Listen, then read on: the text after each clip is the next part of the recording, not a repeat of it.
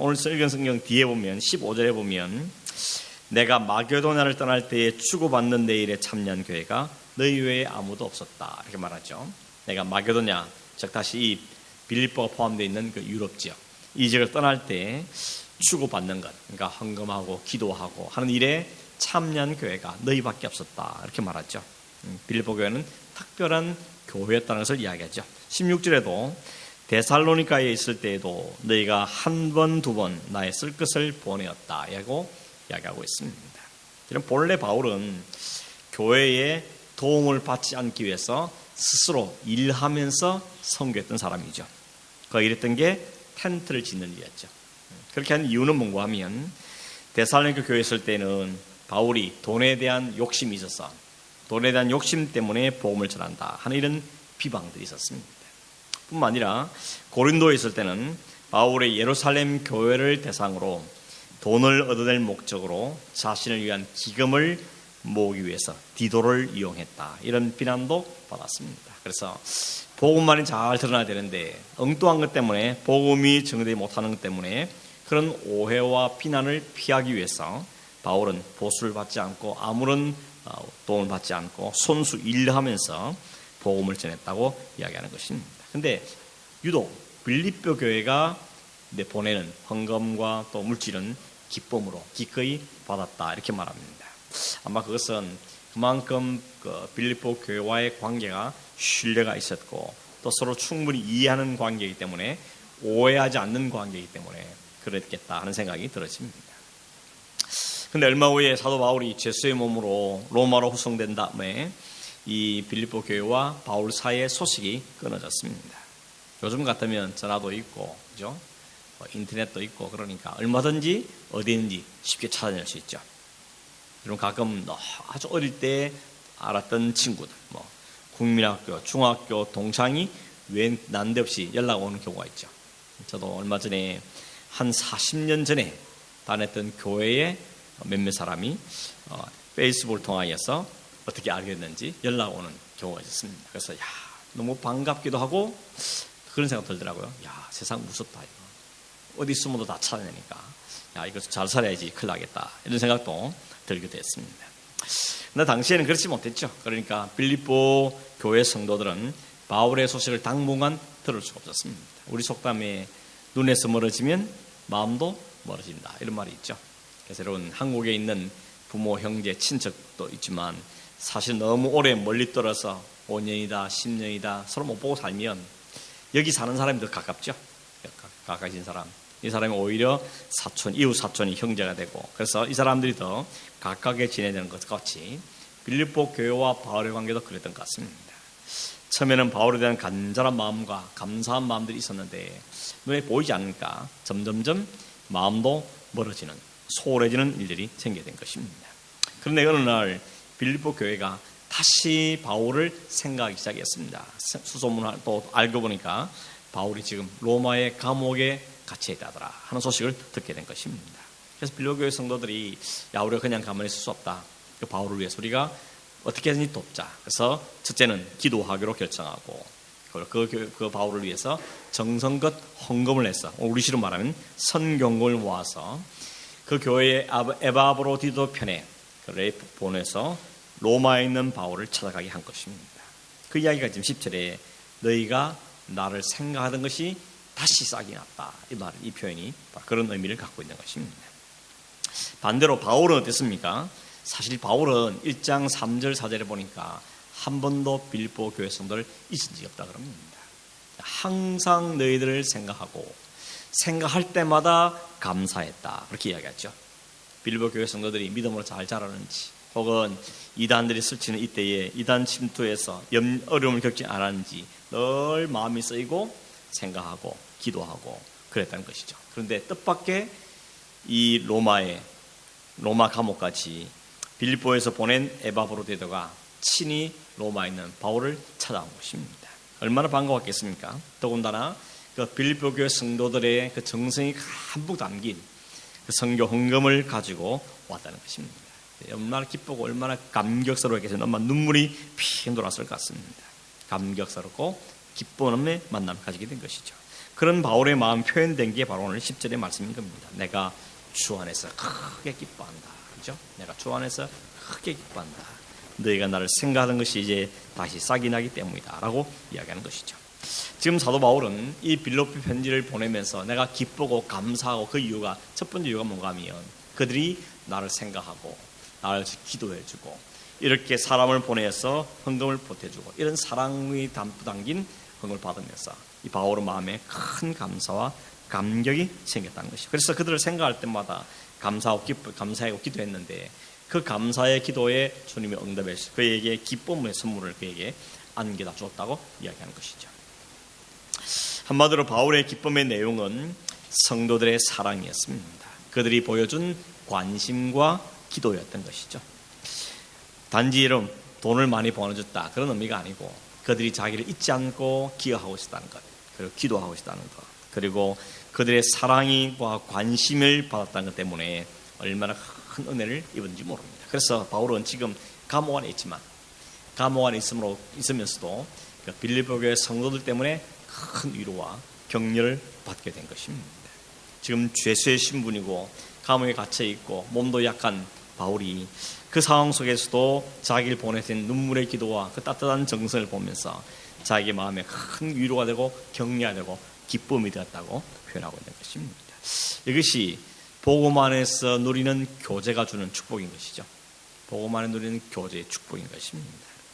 우리의 가정이 또 우리의 교회가 혹은 우리의 순위 혹은 우리의 선교회 이런 것들이 다 이런 따뜻한 사랑과 또 이런 풍성한 사랑이 담겨있는 소리의 격려가 있는 것이 얼마나 소중한지 모르는 것입니다. 사실 우리가 다 쉽지 않게 살지 않습니까? 환경이나 일도 그렇고 자연도 그렇고 모든 부분이 쉬운 환경이 아닙니다.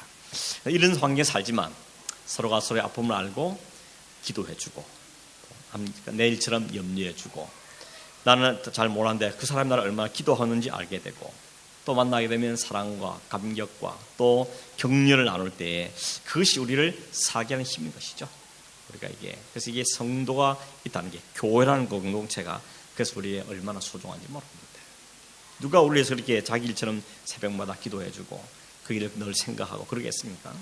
우리가 그리스도 안에서 한 형제 한 자매 됐다는 그 일로 인해서 서로를 위해서 힘이 되고 격려가 되는 것이죠. 어려운 사람 보면 찾아가기도 하고 또 따뜻한 말도 하고 그러면 우리가 어렵고 지치고 피곤해 있을 때도 그 섬김을 통해서 그 사랑 때문에 다시 일어설 수도 있고 용기를 얻고 낙심하지 않고 또 그 환경 속에서 감사하고 그런 일이 되어진다는 것입니다. 제가 세가족 공부할 때 한번 말씀을 드렸는데 그 윌로크릭에 있는 목사님이 그 교회 목사님이 한 번은 예배를 마치고 그 예배 중간 1부 2부 이렇게 사이에 중간 시간에 예배 마당에 나와 보니까 사람들이 오손도손 모여서 이야기를 하고 있는데 저 한쪽에 한 무리가 유난히 좀 이상한 모습이 보였습니다. 그래서 다가갔습니다. 뭘 하고 있나 보았더니 몇 사람이 빙 둘러서 있는데 웬 아기 하나를 안고 있습니다. 그 아기는 자기 엄마가 안고 있는 게 아니고 다른 사람이 안고 있었던 것이죠. 그래서 무슨 일이냐 자초적 물어봤더니 이 아이가 사실은 이분의 아이인데 이제 며칠 있으면 죽을 수밖에 없는 그런 병에 걸려서 지금 어려운 형편에 처했다는 것입니다. 그런데 그 말을 하는 아기의 엄마의 얼굴은 너무 평안해 보이고 너무 평온하다는 것입니다. 그래서 왜 그런가 물어봤더니 자기 자녀가 이런 형편에 처해서 많이 낙심되고 힘들고 어려웠는데 그 주변 사람들이 너무 사랑해주고 만날 때 격려해주고 자기를 기도하고 있다 그러고 그러니까 너무 감사해서 그것 때문에 교회만 오면 마음이 평안해진다는 것이죠. 그래서 그걸 보고 그 목사님이 소리를 질렀습니다. This is church 이렇게 했다는 것입니다. 이게 교회다 이렇게 말했죠. 다 함께 힘든 길을 가고 있고 복음 안에 살고 있고 믿음을 살아가고 있는데 그 서로 한 사람이 격려하고 땡겨주고 뒤에서 밀어주고 함께 가자고 격려해주고 그것이 바로 교회라는 것이죠. 교회 외에는 대부분이 다 그것보다는 이기적이죠.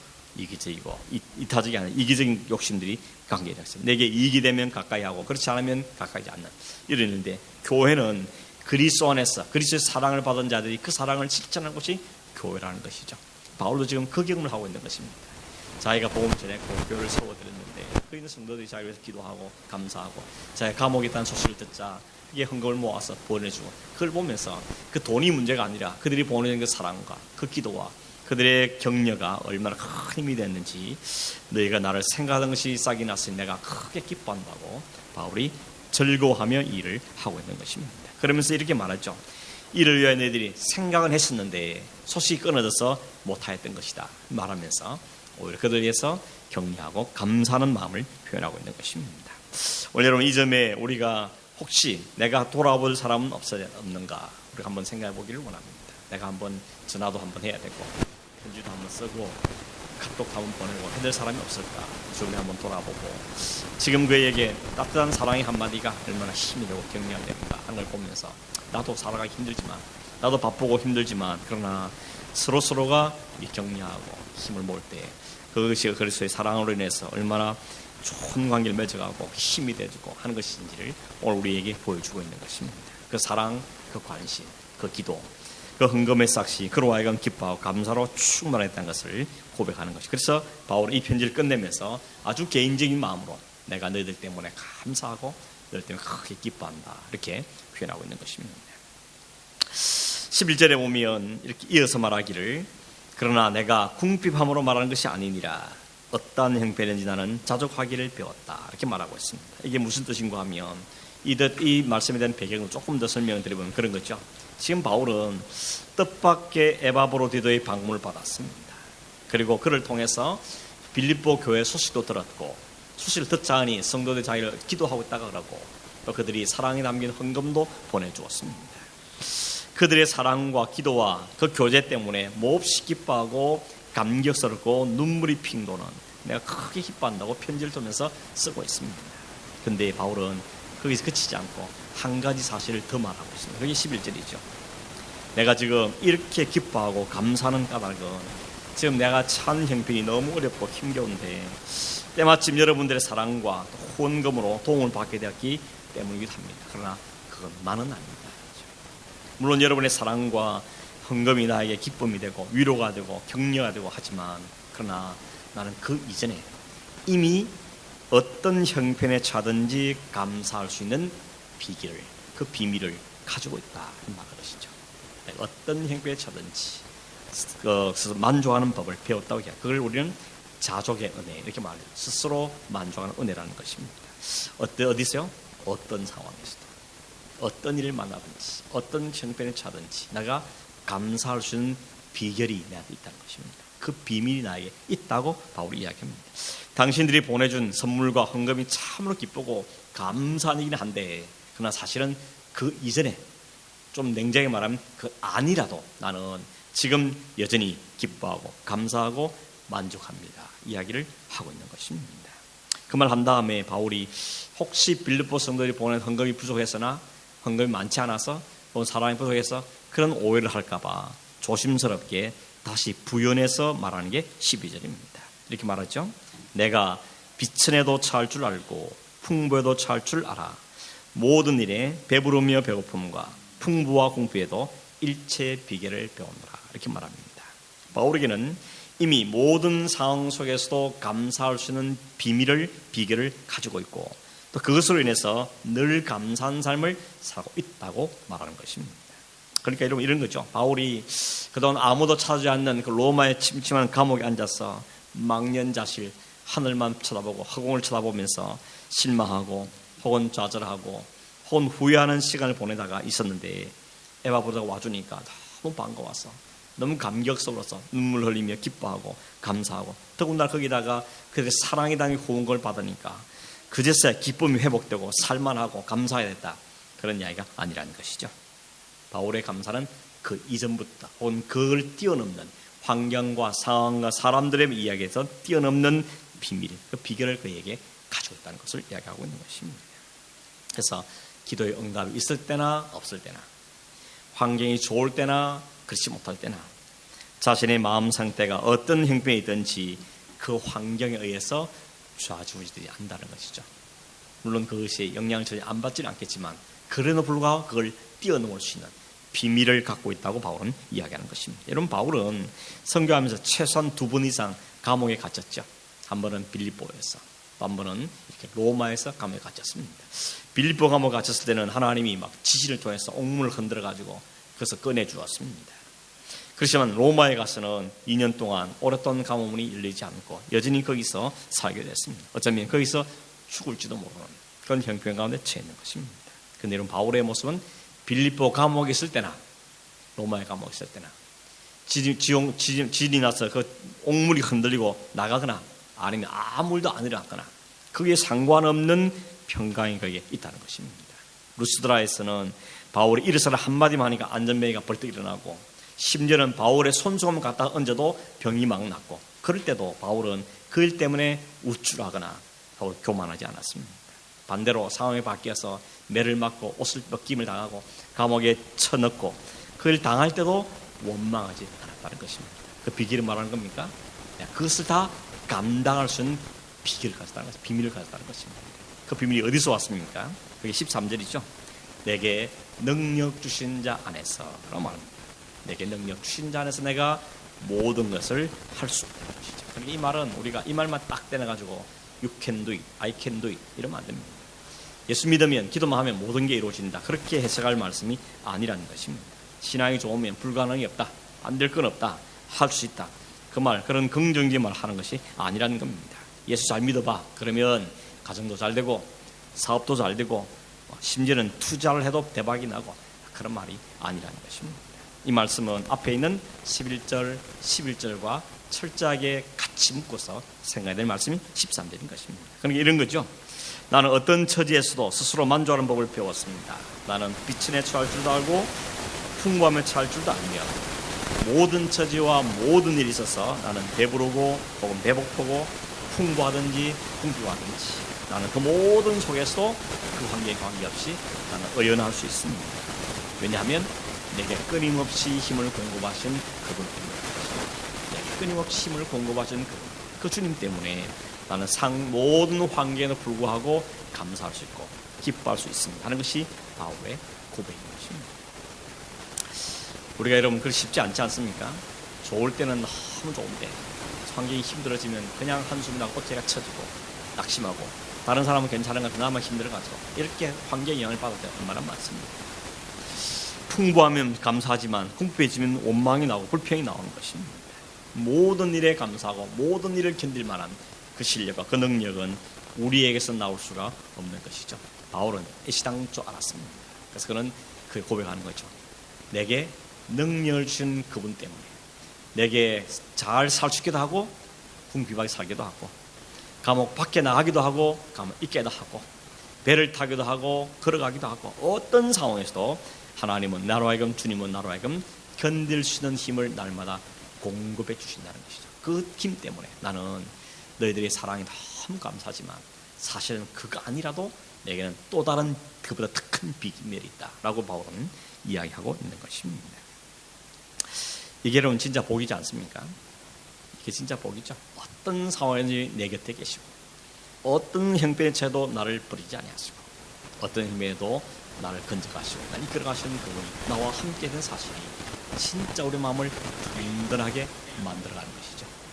꼬맹이가 몇 살, 5살밖에 안 되는 꼬맹이가 동네에 나갔습니다. 키 큰 형아들한테 한 대 얻어맞았습니다. 엉엉 울고 왔습니다. 아빠가 어느 놈이 그랬어. 같이 가자. 손잡고 나갔습니다. 저기 보입니다. 그러니까 아빠가 같이 있으니까 막 뛰어가더니 그는 발로 빡 찼습니다. 감히. 왜 그렇습니까? 뒤에 아빠가 있어요. 아빠 왔기 때문에 찰 수 있는 겁니다. 그게 아빠가 함께하는 때문에 나올 수 있는 힘인 것이죠. 주님이 우리와 함께 계시고 주님 나와 함께하는 우리가 신뢰할 수 있다면 어떤 상황에 처해도 물론 일시적 순간으로 힘들기도 하고 고통스럽게 하겠지만 그것을 극복해내는 것입니다. 그게 하나님 함께하신 힘의 능력인 것이죠. 일어나 그러라 그 찬양을 지었던 그분이 왜 그 찬양을 지었는지 여러분 이야기를 아시죠? 너무 사역이 많고 또 건강 악화되고 힘들어 지쳐서 피곤해서 정말 더 이상은 버틸 수 없다 힘들어 죽고 싶은 마음이 생겼을 때 그날 밤에 주님이 찾아온 겁니다. 그러면서 내가 너와 함께 있다. 내가 너를 한 번도 떠난 적 없다. 너는 네 눈에 내가 안 보인다고 할지 모르죠. 나는 너를 항상 지켜보고 있다. 그러면서 그게 영감을 받고 그게 마음에 큰 감동을 받아서 그때 막 갈겨서 써나간 곡이 일어나 그러시죠. 일어나 그러라 하는 찬양인 것입니다. 주님은 언제나 나와 함께 계시고 나와 함께 계시고 내가 연약할 때도 나를 지켜보고 계시고 어느 나에게 새 힘을 주시고 힘을 공급하신 분이라는 것을 깨닫고 그 찬양을 지키게 됐다는 것입니다. 여러분, 그가 어려움을 안 만났다는 거 아니죠? 어려움을 만났습니다. 많은 사람들의 사랑과 인기와 격려를 받았기 때문이 아닌 것입니다. 바울은 지금은 감옥 안에 있습니다. 좋았던 관계가 많이 끊어졌습니다. 오히려 사람들이 자기를 비난하고 시기합니다. 더 이상 이 감옥에서 살아나갈지 없을지도 모르는 상황에 처해 있습니다. 그런데 그 가운데서 바울은 내가 홀로 있지 않다는 것이죠. 나와 함께 계신 분이 계시고 날 이끌어가는 분이 계시고 내 삶에 필요한 능력을 공부해 주신 분이 계시다는 사실을 바울은 믿고 확신했던 것이죠. 그래서 아무도 안 도와줘도 혹은 아무도 나를 알아주지 않아도 그분 한 분이 나와 함께 계시고 나와 동행하시고 여전히 감사하시고 여전히 있다고, 그게 자족의 비결이죠. 일체의 비결을 뺐다라고 말하고 있는 것입니다. 내 안에 끊임없이 솟아오르는 주님의 능력이 내게 있다는 것이죠. 내 실력, 내 힘이 아니고 주님께서 성령을 통해 기름 붓듯이 날마다 부으시는 그 하나의 능력 때문에 내가 어떤 형편에 차도 살 수 있습니다 라고 고백하는 것입니다. 그럼 여러분, 우리의 가장 중요한 게 뭡니까? 결국은 주님과의 관계인 것이죠. 주님과 내가 어떤 관계에 있나, 어떤 친밀함을 갖고 있는가, 주님과 얼마나 내가 밀착되어 있는가, 내가 주님 안에 있고 주님 내 안에 계시는 얼마나 내가 확실하고 사는가, 거기에 성패는 달려있는 것입니다. 지난번에 말씀드렸지만 가나안 땅을 정탐했던 10명이 눈에 보고 키 크고 성이 크고 땅이 좋은 그 땅을 보고 두려움에 벌벌 떨었습니다. 그런데 여호수아 갈렙은 전혀 딴소리 하죠. 성도 크고 땅도 넓고 거기 사는 사람도 다 키가 장대가 컸지만 그들 우리 앞에 밥이라 그러죠. 우리의 밥이다. 왜냐하면 우리가 힘이 있어 아니고 하나님이 우리를 이끌어 가셨고 하나님 우리를 붙이셨고 하나님 우리를 함께 하시기 때문에 그래서 우리의 밥이다 라고 말하셨던 것입니다. 오늘 우리는 똑같은 걸 보아도 불구하고 하나님이 함께하는 확신한 사람의 입에서는 그런 담대한 고백이 나와주는 걸 보게 되는 것이죠. 그래서 바울은 6절에도 이야기했죠. 아무것도 염려하지 말고 오직 모든 일에 기도와 간구로 하나님께 아뢰라. 어떻게 해요? 감사함으로 하나님께 아뢰라. 그러면 모든 지각에 대한 그 하나님의 평강이 너의 마음과 생각을 지키실 것이다. 하나님이 나와 함께하는 그 평강, 그걸 유지한 사람은 아무도 못 넘기는 것이다. 아무도 못 말리는 것입니다. 그 평강에 딱 서 있는 사람은 어떤 사상도, 어떤 유혹도, 어떤 시험도 무너뜨릴 수가 없는 것이죠. 그러면 우리는 뭘 해야 되겠습니까? 그 주님을 항상 바라봐야 되는 것이죠. 그 주님을 항상 바라봐야 되는, 우리의 끊임없이 능력을 공급하시고 우리의 자신을 다 내어주시며 지금도 성령으로 함께 하시는 그 주님, 그 주님을 바라보고 그 주님을 신뢰를 회복해 가야 되는 것입니다. 믿는 마음이 있으면, 믿는 구석이 있으면 우리는 담대해지는 것이죠. 그 능력을 제공하신 하나님께서 하실 때 우리는 감사함으로 나올 수가 있는 것입니다. 오늘 말씀을 정리하면 바울이 기뻐하고 감사하는 이유는 두 가지였죠. 하나는 빌립보 성도들이 보여준 그 사랑, 그 감사, 그 기도, 그들이 담긴 사랑이 담긴 그 헌금, 그것이 그들에게 큰 힘이 되고 격려가 되었습니다. 복음 안에서의 누리는 교제죠. 우리에게도, 여러분에게도, 우리 가정도, 우리 교회도, 우리 이민 삶에도 이런 풍성한 그리스도 복음 안에서 교제가, 위로가, 격려가 있기를 간절히 원합니다. 뿐만 아니라 설사 그거 다 없다 할지라도, 더 궁극적인 감사와 기쁨은 모든 환경과 여건의 변화에도 불구하고 여전히 우리의 새 힘을 공부하시는 주님이 나를 선택하셨고 나와 함께 하시고 내게 성령을 통하여서 우리를 이끌어 가시는다는 것, 그 흔들림 없는 그 사실을 분명히 깨달을 때 우리는 어떤 환경 속에도 흔들림 없는 평강을 누리고 감사와 기쁨을 누리는 삶을 살게 된다는 것입니다. 이 삶을 살아갈 수 있는, 이 삶을 또 살아가는 저는 되기를 간절히 바랍니다. 하박국 선지자가 그랬죠.